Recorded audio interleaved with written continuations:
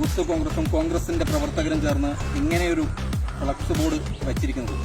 ഈ flex board നോക്കിക്കഴിഞ്ഞാൽ കേരളത്തിലെ ഏത് പാർട്ടിയാണ് ഏറ്റവും കൂടുതൽ കോഴികളെ സംഭാവന ചെയ്തിട്ടുള്ളത് എന്നുള്ളത് നിങ്ങൾക്ക് മനസ്സിലാക്കാൻ പറ്റും.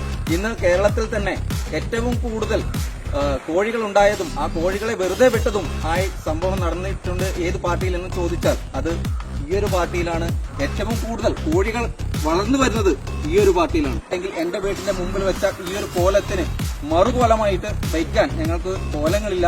ഞങ്ങൾക്ക് ആകെയുള്ളത് ഫ്ലക്സ് ആണ്. കാരണം ഒരാളല്ല, ഒരുപാട് പേരാണ് ഇതിൽ ഒരു കോഴി ഫാക്ടറി തന്നെ ഉണ്ട് എന്നുള്ളത് ഞാൻ നിങ്ങളോട് പറയാൻ ആഗ്രഹിക്കുന്നു.